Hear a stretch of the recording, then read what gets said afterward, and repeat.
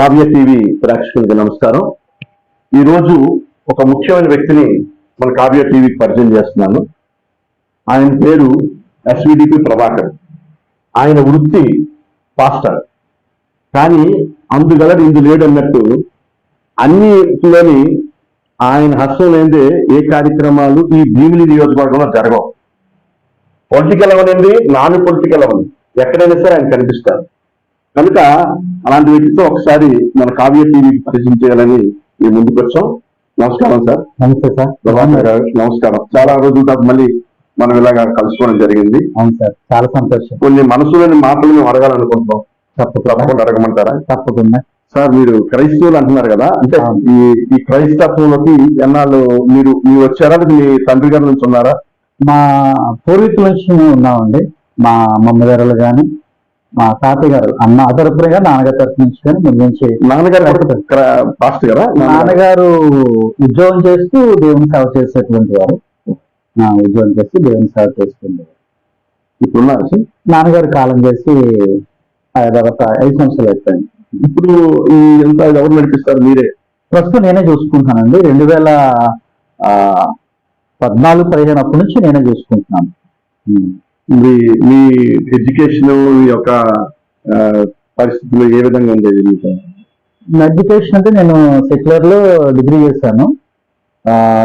ఈ యొక్క వేదాంత విద్య అంటే క్రైస్తవ వేదాంత విద్యలో నాది మాస్టర్ డిగ్రీ అయిపోయింది. ప్రస్తుతం డాక్టరేట్ చేస్తున్నాను. ఈ డాక్టరేట్ అంటే యూనివర్సిటీ డాక్టరేట్? రికగ్నైజ్ యూనివర్సిటీ ఉన్నది బిల్డ్ అని, దాని ద్వారా నేను చేస్తున్నాను. అంటే ఈ బైబిల్ కి సంబంధించినటువంటిది బైబిల్ యూనివర్సిటీస్ దగ్గర నుంచి అది రికగ్నైజ్డ్ అప్డేటెడ్. నేను విన్నది ఏదో సెమీ ఇంజనీరింగ్ లేకపోతే ఇంకేదో చేశారు మీరు, డ్రాయింగ్ వేస్తారని విన్నాను. అది నాది సివిల్ కూడా అయిందండి. సివిల్ డాక్టర్ సివిల్ అయింది, సర్వేయింగ్ కూడాను. అంటే మా ఫాదర్ గారు, నాన్నగారు సర్వే అనమాట, గవర్నమెంట్ డిపార్ట్మెంట్ చేశారు. సో దాని ద్వారా నాకు కూడా సర్వేయింగ్ చేయాలని, ఆ సివిల్ సైడ్ వెళ్ళాలని నాకు అనిపించింది. నేను కూడా దాన్ని మాట్లాడుతాను. మరి సివిల్ ఇంజనీరింగ్ అంటే దానికి సంబంధించి చేశారు కదా, డాక్టర్స్ మరి మంచి డబ్బులు వస్తాయి. ఇప్పుడు మంచి కాంట్రాక్ట్స్, ఇవన్నీ బిల్డింగ్స్ వేయాలన్నా మీరు చాలా సంతకాలు కూడా అవసరం అని విన్నాను. మరి ఆ వృత్తిలో కాకుండా ఇందులోని ఏంటి దీనికి? అది కరెక్టే, కానీ మీరు అనేది యాక్చువల్లీ నాకు సివిల్కి నేను దీనికి రాలేదండి. యాక్చువల్లీ నాకు 2002లోనే 6వ తారీఖున నాకు మిలిటరీ ఇంజనీరింగ్ సర్వీస్ MES అని మీరు చూసే ఉంటారు. ఆ ఇంజనీరింగ్ సర్వీస్ లోనే నాకు జాబ్ వచ్చింది. నేవల్ డిపార్ట్మెంట్ లో జాబ్ వచ్చింది. సో జాబ్కి వెళ్తున్న సమయంలోనే నాకు ఒక పాస్టర్ గారు వచ్చి చెప్తారన్నమాట, నీకు దేవుడి సేవ చేయాలి, ఉద్యోగం లేదు అని. మా తల్లిదండ్రులు కూడా చెప్తూనే ఉన్నారు, నువ్వు దేవుడి సేవ చేయాలని. కానీ నేను పట్టించుకోలేదు. కానీ తీరా వెళ్ళిన తర్వాత నాకు ఉద్యోగం లేదు అని చెప్పేసి అని అమృత్సర్ వెళ్ళాను. అమృత్సర్ లో రెజిమెంట్ లో నాకు చెప్పింది నేను జాబ్ లేదు అని. అపాయింట్మెంట్ లెటర్ ఇచ్చారు కదా అంటే, లేదు బై మిస్టేక్ వచ్చింటారు లేకపోతే అంటే జాబ్ లేదని చెప్పడంతో నేను ఇంకా నేను విరమించుకున్నాను. తర్వాత ప్రార్థన చేసిన తర్వాత మరి ఇది ఎలాగా దేవుడు తన సేవకుల ద్వారా మాట్లాడాడు, నా తల్లిదండ్రులు కూడా దేవుని సేవ చేయాలి. నేను పుట్టినప్పుడు అంటే నాకు కొడుకునిస్తే దేవుని సేవకు ఇస్తాను అని అమ్మా నాన్న ప్రతిష్ఠించుకున్నారు. ఇంకా ఆ విధంగా నేను దేవుని సేవకు రావాల్సి వచ్చింది. కేవలం ఏంటంటే ఒక థియాలజికల్, ఒక టెక్నికల్ ఎడ్యుకేషన్ కూడా ఉండాలన్న ఆశతోని నాన్నగారు సర్వేర్ కాబట్టి దానివల్ల నేను దాని మీద అట్రాక్షన్ పెంచుకొని చేశాను. పూర్తిగా ఈ సర్వేర్ అనేది వదిలేశారంటే ఎవరైనా వస్తే అంటే పూర్తిగా విడిచిపెట్టని చెప్పలేను, కానీ పాత వాళ్ళు నాన్నగారితో ఉన్న పరిచయస్తులు ఎవరైనా వస్తుంటే, లేదంటే ఎవరైనా పేదవాళ్ళు ఎవరైనా చిన్న చిన్న వాళ్ళు పాత వాళ్ళు వస్తుంటారు, వాళ్ళకి నాకు వెళ్ళినటువంటి సహాయం చేస్తుంటాను. ఇప్పుడు మీది అంటే చర్చ్ అని అంటున్నారు కదా సార్, ఆ చర్చ్ మీ ఓన్ అంతా లేకపోతే ఇంకేమైనా ఎక్కడైనా? లేదండి, ఓన్ గానే. ప్రతి పైసా కూడా నాన్నగారు కష్టపడి కట్టుకొని సంపాదించి కట్టినటువంటిదే కానీ ఇంకెక్కడ కాదు. రెండవదిగా మా సంఘ సభ్యుల సహకారం.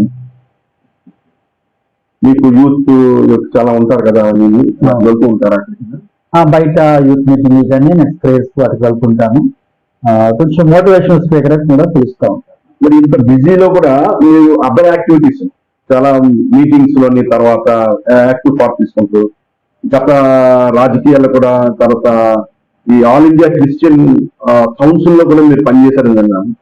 మరి అలాంటి ఉన్నతమైనటువంటి సంస్థలో కూడా పనిచేశారు కదా, ఎలా చేయగలిగారు ఇవన్నీ? ఇటు ఎలా బ్యాలెన్స్ చేయగలిగారు? ఇది యాక్చువల్ ఏంటంటే మా నేపథ్యము అంటే నాన్నగారి నుంచి నేపథ్యం ఎటువంటిదంటే రాజకీయ నాయకులతోనూ ఆ ఊరి ప్రజలతోనూ కలిసి ఉన్నటువంటిది. ఎక్కువగా నాన్నగారు సర్వే రావటం వల్ల అప్పుడు కరణ మున్సిపులు, సర్పంచులు, ఎంపీపీ గారు, తర్వాత ఆ ఊర్లో ఉన్నటువంటి పెద్దవారు రాజులు ఉంటారు కదండి, ఊరి పెద్దలు, వాళ్ళతో ఎక్కువగా నాన్నగారితో డీలింగ్ ఉండేది. సో రెవెన్యూ వాళ్ళతో ఉండేది. సో ఆ విధంగా నాన్నగారితో కలిసి వెళ్తూ ఉండడం వల్ల ఆ యొక్క ఆకర్షణ నాకు అలవాటైంది. రెండోదిగా వాళ్ళతో మాట్లాడడం చేయడం అన్నీ చూస్తున్నప్పుడు మనకి వాళ్ళతో రిలేషన్స్ కూడా ఏర్పడిపోయాయి. సో ఇవన్నీ కూడా రిలేషన్స్ అలా ఏర్పడడం. రెండోది మనకు ఒక విధానం కూడా ఉంది. ఆ దేశం నాకేమిచ్చింది కాదు, దేశం మనమేమి ఇచ్చామనేది చాలా ఇంపార్టెంట్. కాబట్టి నేను నాకు కలిగిన సహాయం నాకు కలిగిన చేయాలనేటువంటి ఆలోచనతోనే చూస్తూ ఉంటాను. మానవ సేవ అంటారు. సో దేవుడి సేవ చేస్తున్నప్పుడు మనుషులు కూడా సహాయం చేయడం చాలా చాలా మంచి ఆలోచన. మాట్లాడుకుందాం. ప్రభాకర్ గారు, ఒక సున్నితమైన ప్రశ్న.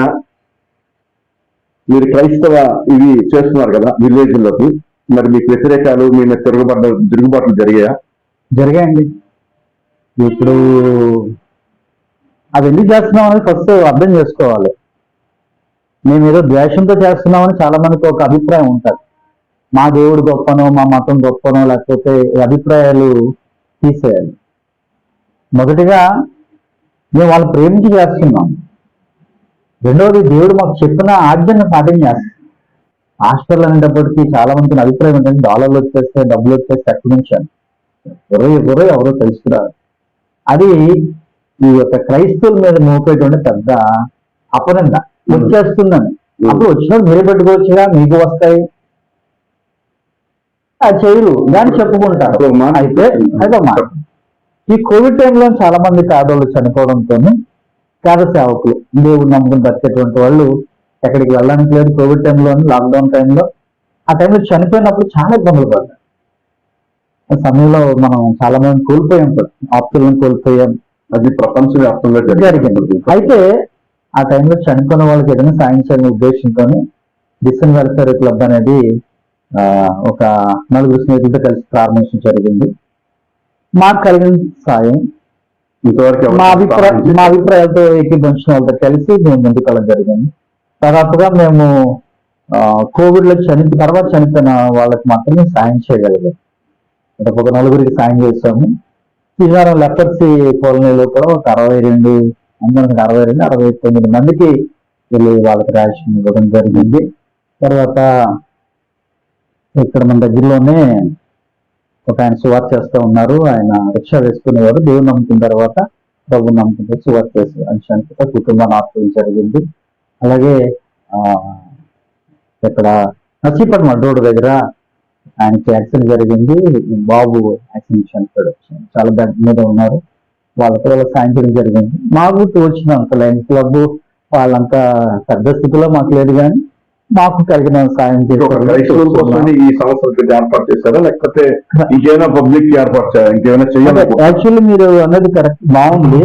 మాకు ఒక ఆలోచన ఉంది, కానీ దాంట్లో ఏమైనా సహకరిస్తే అది వీళ్ళు వాళ్ళని లేకుండా చేయాలని ఉంది. అయితే ముఖ్యంగా ఏంటంటే పేద సేవకులు పల్లెటూరులో నిధులు ఎలా వస్తున్నాయండి? నిధులు అనేది మేము మాకు కలిగిన దాంట్లో మేము మా సంఘాల నుంచి ఎవరన్నా కలిగితే వాళ్ళు కొంతమంది మా అభిప్రాయాలు కొంతమంది గురించి మేము మాట్లాడినప్పుడు మాతో సహకరించే కొంతమంది స్నేహితులు ఆ సమయానికి వాళ్ళకి కలిగింది వాళ్ళు చేస్తున్నప్పుడు తప్ప మాకు ఇంకేమీ మీ సంఘాల నుంచి వచ్చిన రూపాయి మా సంఘాలు, అవునండి, మా సంఘాలు వెల్ఫేర్ చేస్తాం. చాలా సంతోషం. ఇంకా పాస్టర్ గారు, మా యొక్క ఛానల్కి వచ్చి మరి మీ అభిప్రాయాలు తెలియజేసినందుకు థ్యాంక్ యూ.